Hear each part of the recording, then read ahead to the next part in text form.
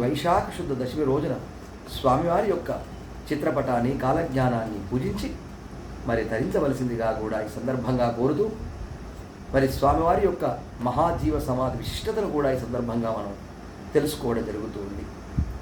మరి వీరబ్రహ్మేంద్ర స్వాముల వారు సమాధిలో ప్రవేశించేటువంటి ముందుగా ఆ యొక్క గోవిందమాంబ, వారి యొక్క ధర్మపత్ని అయినటువంటి గోవిందమాంబ సిద్ధుణ్ణి పిలిచి, సిద్ధయ్య, మీ గురువు గారైనటువంటి స్వామివారి పాదపూజ చేయటకు రేపు పుష్పాలు అవసరం ఉన్నాయి. అవన్నీ కూడా ఇక్కడ దొరికేటువంటి అవకాశం లేదు కనుక నీవు బనగానిపల్లకి వెళ్ళి మరి గురుదేవులకు పూజార్హములైనటువంటి పుష్పములను, దేవదారు పుష్పములను, సుందర పరిమళ భరితమైనటువంటి పుష్పములను తీసుకురమ్మని ఆ యొక్క గోవిందమాంబ సిద్ధయ్యను పంపిస్తూ ఉంటుంది బనగానిపల్లె. మరి సిద్ధుడికి తెలియదు. మరి తెల్లవారే తన గురుదేవులు సమాధిలో ప్రవేశిస్తున్నారనే విషయాన్ని మరి ఆ యొక్క సిద్ధయ్యకు ఏమాత్రము తెలియకుండా వారిని స్వామివారి యొక్క మాటగా గోవిందమాంబాదేవి సిద్ధయ్యను బనగానిపల్లెకు దేవదారు పూలు తెమ్మని పంపిస్తూ ఉంటుంది. తాను వెళ్ళిపోయిన తర్వాత శ్రీ వీరబ్రహ్మేంద్ర స్వాముల వారు తన యొక్క భక్త బృందాన్ని, తన యొక్క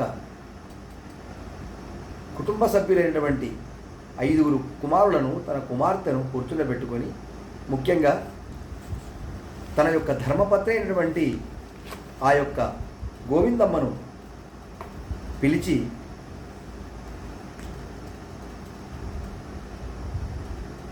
నేను సమాధిలోకి ప్రవేశించేటువంటి సమయం ఆసన్నమైంది. అందువల్ల నేను చెప్పినటువంటి మార్గము, నేను ఏదైతే బోధించానో, ఏదైతే నేను కాలజ్ఞానం ద్వారా వివిధ వేదాంత తత్వ ప్రచారం చేశానో ఆ బాధ్యత అంతా మీది. నేను సమాధిలో ప్రవేశించినది మొదలుకొని నేను చూపెట్టినటువంటి మార్గాలన్నీ కూడా మీరు ప్రచారం చేయవలసి ఉంటుంది. కాలజ్ఞాన తత్వ ప్రచారం చేయవలసి ఉంటుంది. వేదాంత తత్వ ప్రచారం చేయవలసి ఉంటుంది. మరి నా యొక్క బోధనలను, నా రచనలను, నా కాలజ్ఞాన ప్రవచనాలను సమాజంలోకి తీసుకువెళ్ళాల్సిన బాధ్యత మరి ముఖ్యంగా మీ అందరిపైన ఉంది అని గోవిందమాంబను, తన కుమారులను, అక్కడ ఉన్నటువంటి భక్త బృందాలకు స్వామివారు చెప్పడం జరుగుతుంది. అదేవిధంగా నేను మహాజీవ సమాధిలో ప్రవేశించినది మొదలుకొని ఆ చంద్ర తారార్కము సూర్యచంద్రులు ఉన్నంత వరకు కూడా ఈ యొక్క మఠములో నిత్య పూజా కార్యక్రమాలు జరుగుతూ ఉంటాయి. ఇంకా కూడా ఎంతో పెద్ద మఠము కూడా ఎంతో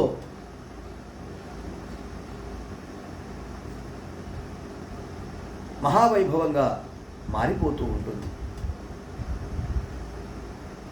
అదేవిధంగా గోవిందమాంబను కూడా చూసి, నీవు సమాధిలో ప్రవేశించిన మొదలు సుమంగలిగా ఉండాలి తప్ప అదేవిధంగా పూజనీయురాలివై ఉండాలి. మరి ఎట్టి పరిస్థితుల్లో కూడా నేను సమాధిలో ప్రవేశించిన తర్వాత పసుపు కుంకుమలు కానీ, గాజులు కానీ, మట్టెలు కానీ, తాలిబొట్టు కానీ, నల్లపూసలు కానీ ఏవీ కూడా తీయకూడదు. నీవు ఎప్పుడూ కూడా పూజార్హురాలుగా ఉండాలి. నువ్వు సుమంగలిగానే ఉండాలి తప్ప మరి అవన్నీ కూడా నువ్వు ఏవీ కూడా తీయకూడదని మరి స్వామివారు తన యొక్క ధర్మపత్ని అయినటువంటి గోవిందమాంబాదేవిని మరి ఆదేశిస్తూ ఉంటారు. మరి వచ్చినటువంటి భక్తులందరికీ కూడా కాలజ్ఞానాన్ని ప్రవచనం చేసి వారికి ద్వాదశాక్షరి మహామంత్రాన్ని, వీరనారాయణ మహామంత్రాన్ని అందరికీ కూడా ఉపదేశం చేస్తారు స్వామివారు. అదేవిధంగా తన యొక్క కుమారులను కూడా కూర్చుండబెట్టుకొని, మీరు శాంత స్వభావులై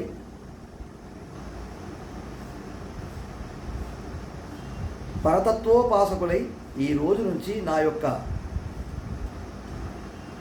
ధర్మాన్ని ప్రచారం చేయండి. ఎప్పుడు కూడా నా నామాన్నే ధ్యానం చేస్తూ ఉండండి. వీరనామాన్నే పలుకుతూ ఉండండి. ఎట్టి పరిస్థితుల్లో కూడా మరి మీరు పరబ్రహ్మోపాసకులై ఆ యొక్క వీరనారాయణ మహామంత్రాన్ని నిష్ఠతో పఠిస్తూ కాలజ్ఞాన ప్రవచనాలను లోకంలోకి మరి ప్రచారం చేయండి అని స్వామివారు తన కుమారులను కూడా కోరడం జరుగుతూ ఉంటుంది. అదేవిధంగా నేను సమాధిలోకి ప్రవేశించిన తర్వాత ఇంకా ఎన్నో వింతలు విశేషాలన్నీ కూడా జరుగుతూ ఉంటాయి. కొద్దిసేపట్లోనే సిద్ధుడు కూడా బనగానిపల్లె నుంచి వస్తూ ఉంటాడు. వచ్చిన తర్వాత కూడా ఒక గమ్మత్తైన మహత్తు కూడా జరుగుతూ ఉంటుంది. మరి అవన్నీ కూడా ఈ యొక్క నేను చెప్పబడుతున్నటువంటి విశేషాలలో ఒక భాగంగానే ఉంటాయి.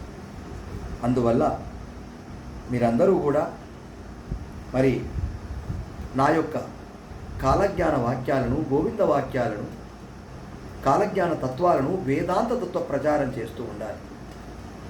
రాబోయే కాలంలో మరి ఈ యొక్క కాలజ్ఞానమే విశేషంగా ప్రచారంలోకి వస్తూ ఉంటుంది. నా మఠం ఎప్పుడూ కూడా మహావైభవంగా మారిపోతూ ఉంటుంది. సూర్యచంద్రులు ఉన్నంత వరకు మరి ఆ చంద్ర తారార్కము కూడా ఎప్పుడూ కూడా నిత్య ధూప దీప నైవేద్యాలతో ఈ యొక్క మఠం ఎప్పుడూ కూడా విరాజిల్లుతూ ఉంటుంది. అదేవిధంగా నా యొక్క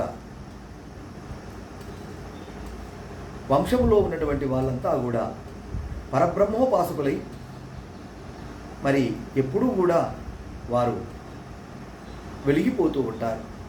ముఖ్యంగా నా యొక్క కుమార్తె సంతానం వారు మాత్రమే ఈ మఠానికి మరి మఠాధిపతులై వేదాంత తత్వ ప్రచారం చేస్తూ ఉంటారు. వారు మాత్రమే ఈ యొక్క మఠానికి ధర్మకర్తలుగా మరి మఠాధిపతులుగా ఉండేటువంటి మరి అవకాశం ఉంది. కనుక ఇవన్నీ కూడా నేను సమాధిలో ప్రవేశించిన తర్వాత మరి ఎన్నో విశేషాలు జరుగుతూ ఉంటాయి. వీటన్నిటినీ కూడా మరి తప్పకుండా మీరు ఆచరిస్తూ నేను చెప్పినటువంటి కాలజ్ఞాన తత్వాలను, గోవింద వాక్యాలను, కాళికాంబ సప్తశతిని మొదలైనటువంటి నా రచనలన్నీ కూడా, నా బోధనలన్నీ కూడా మీరు ప్రజల్లోకి తీసుకోవాల్సినటువంటి బాధ్యత, తీసుకువెళ్ళాల్సినటువంటి బాధ్యత ముఖ్యంగా కుమారుడైన మీపైన, భార్య అయినటువంటి గోవిందమాంబ పైన ఉంది. అదేవిధంగా భక్త బృందాలపైన కూడా మహత్తరమైనటువంటి బాధ్యత ఉంది. ఇక నా యొక్క శిష్యుడైనటువంటి సిద్ధయ్యనే ఎక్కువగా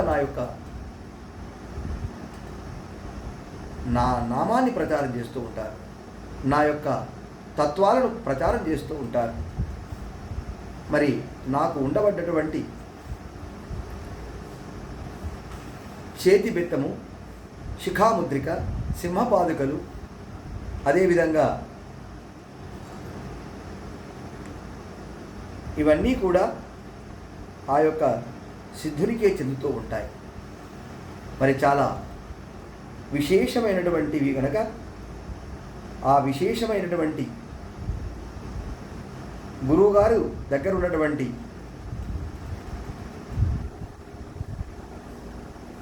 చేతి బెత్తము కానీ, శిఖాముద్రిక కానీ, సింహపాదులు కానీ ఆ యొక్క జగత్ ప్రసిద్ధము చేసినటువంటి నా నామాన్ని, నా యొక్క బోధనను జగత్ ప్రసిద్ధము చేసినటువంటి గురుదీక్షాపరుడైనటువంటి సిద్ధునికి ఇవన్నీ కూడా చెందుతూ ఉంటాయి. అందువల్ల మరి జగత్ కళ్యాణం కోసం మీరు తప్పకుండా మరి కాలజ్ఞాన